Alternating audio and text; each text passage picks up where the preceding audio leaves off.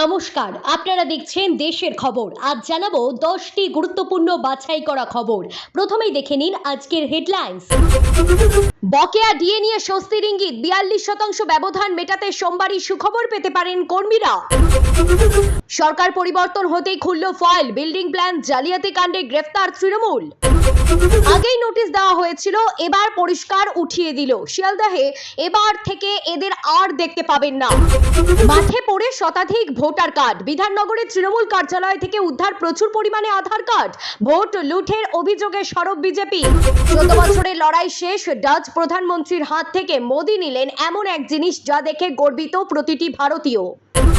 একদিকে বর্ষা, অন্যদিকে তাপপ্রবাহ, দেশের দুই প্রান্তে আবহাওয়ার দুই রূপ, জানালো আইএমডি।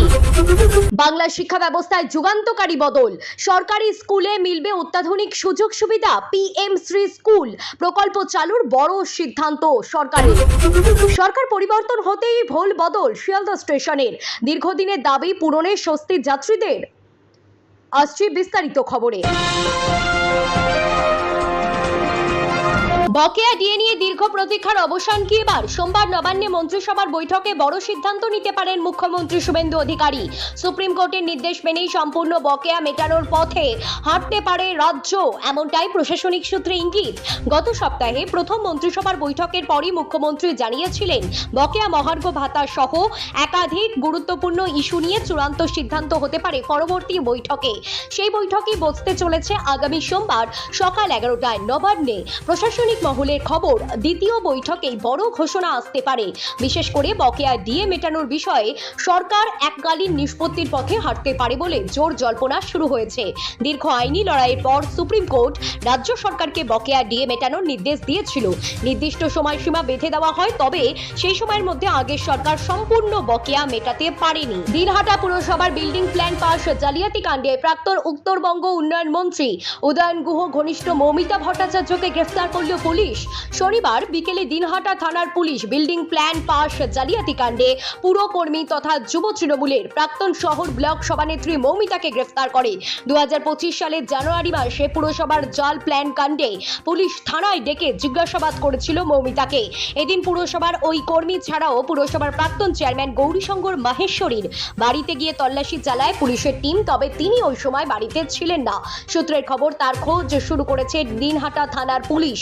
2024 সালে দিনহাটা পুরসভায় বিল্ডিং প্ল্যান প্লাস জালিয়াতি বিষয়টি প্রকাশ্যে আসতেই শোরগোল পড়ে গিয়েছিল শহর জুড়ে। অভিযোগ হওয়ার পর দুর্নীতির তদন্তে নেমে পুলিশ 2024 সালে গত 30শে ডিসেম্বর পুরসভার কর্মী উত্তম চক্রবর্তীকে প্রথমে গ্রেফতার করে। এরপর তাকে জিজ্ঞাসাবাদ করার পর 4 জানুয়ারি পুরসভার ইঞ্জিনিয়ার হরি বর্মন ও পুরসভার এম প্যানেল ইঞ্জিনিয়ার অর্কপ্রভু দাশগুপ্তকে গ্রেফতার করে দিনহাটা থানা। সে সময় তাদের পুলিশ রিমান্ড দিয়ে জিজ্ঞাসাবাদও করেছিল। তাদের অনেকের নাম উঠে আসে।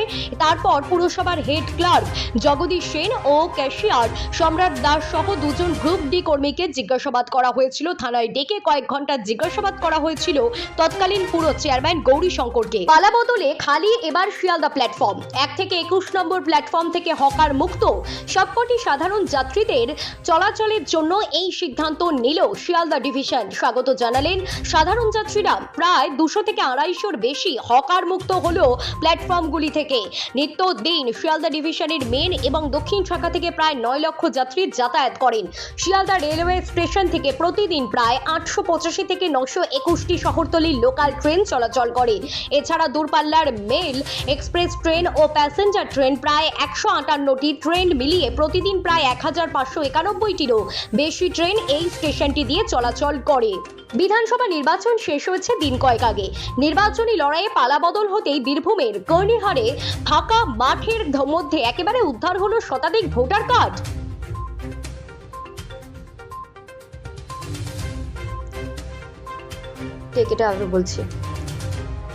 বিধানসভা নির্বাচন শেষ হয়েছে দিন কয়েক আগে। নির্বাচনী লড়াইয়ে পালাবদল হতেই বীরভূমের কর্ণিহারে ফাঁকা মাঠের মধ্যে থেকে উদ্ধার হলো শতাধিক ভোটার কার্ড। এ নিয়ে এলাকায় চাঞ্চল্য সৃষ্টি হয়েছে। জানা গেছে কীর্ণাহার পশ্চিমপাড়ায় কেতুগ্রামের চিনিশপুরে দায়িত্বে থাকা বিএলওর বাড়ির পেছনে ফাঁকা মাঠের মধ্যে ছড়িয়ে ছিটিয়ে পড়ে থাকতে দেখা যায় শতাধিক ভোটার কার্ড। আর জানিয়ে স্থানীয় বাসিন্দাদের মধ্যে চরম উত্তেজনা তৈরি হয়। স্থানীয়রা কীর্ণাহার থানার পুলিশকে খবর দিলে পুলিশ গিয়ে পরিস্থিতি নিয়ন্ত্রণে আনে এবং ওই কার্ডগুলি উদ্ধার করে নিয়ে যায়। যদিও এ নিয়ে স্থানীয় বাসিন্দা তথা চিনিশপুরের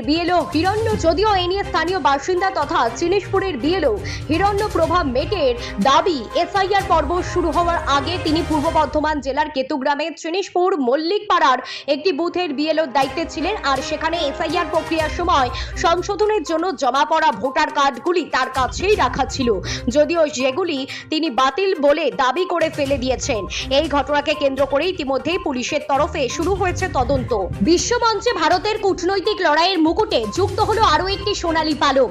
দীর্ঘ 14 বছরের টানাপোড়েন এবং আইনি প্রক্রিয়ার পর অবশেষে ডাচদের হাত থেকে উদ্ধার হলো ভারতের হাজার বছরের পুরনো ইতিহাস। দক্ষিণ ভারতের প্রতাপশালী চোল সাম্রাজ্যের অত্যন্ত মূল্যবান ও ঐতিহাসিক আনাইমঙ্গলম তাম্রশাসন, যা ইউরোপে লেইডেন প্লেটস নামে পরিচিত, ভারতের হাতে আনুষ্ঠানিকভাবে তুলে দিল নেদারল্যান্ডস সরকার। নেদারল্যান্ডস সফররত ভারতের প্রধানমন্ত্রী নরেন্দ্র মোদীর হাতে এই অমূল্য প্রত্নতাত্ত্বিক নিদর্শন তুলে দেন ডাচ প্রধানমন্ত্রী রব জেটেন। এই ঐতিহাসিক মুহূর্তের ছবি সামাজিক যোগাযোগ মাধ্যমে ভাগ করে নিয়ে প্রধানমন্ত্রী মোদী আবেগঘন বার্তায় একে প্রত্যেক ভারতীয়র জন্য এক চরম আনন্দের ও গর্বের মুহূর্ত বলে অভিহিত করেছেন। একই সঙ্গে তিনি ডাচ সরকার এবং সেদেশের ঐতিহ্যবাহী লাইডেন বিশ্ববিদ্যালয় কর্তৃপক্ষকে ধন্যবাদ জানিয়েছেন। 26শে মে কেরলে বর্ষা ঢুকছে, তবে এবার বৃষ্টির পরিমাণ কিছুটা কম হতে পারে। এরই মধ্যে আবহাওয়া দপ্তর একটি গুরুত্বপূর্ণ সতর্কবার্তা দিয়েছে। তাদের মতে দেশের কিছু অংশে তীব্র তাপপ্রবাহ চলবে, যা মানুষকে অতিষ্ঠ করে তুলবে। কর্ণাটক সহ কয়েকটি রাজ্যে বৃষ্টি শুরু হয়েছে। উত্তরপ্রদেশে ঘূর্ণিঝড়ে 100 জনেরও বেশি মারা গিয়েছেন। 26শে মে দক্ষিণ পশ্চিম মৌসুমী বায়ু কেরলে প্রবেশ করবে। এর ফলে দক্ষিণ ভারতে বর্ষা শুরু হবে।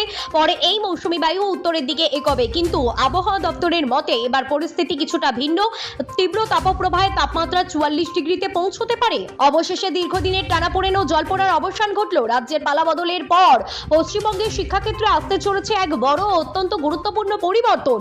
রাজ্যের বিদ্যালয়গুলিতে এবার কেন্দ্রীয় সরকারের জাতীয় শিক্ষানীতি 2020 সঙ্গে সামঞ্জস্যপূর্ণ বিভিন্ন কর্মসূচি বাস্তবায়ন করা হবে। একই সঙ্গে রাজ্যের সরকারি স্কুলগুলিকে অত্যাধুনিক সুযোগ সুবিধায় মুড়ে ফেলতে কার্যকর করা হচ্ছে কেন্দ্রের প্রধানমন্ত্রী শ্রী প্রকল্প।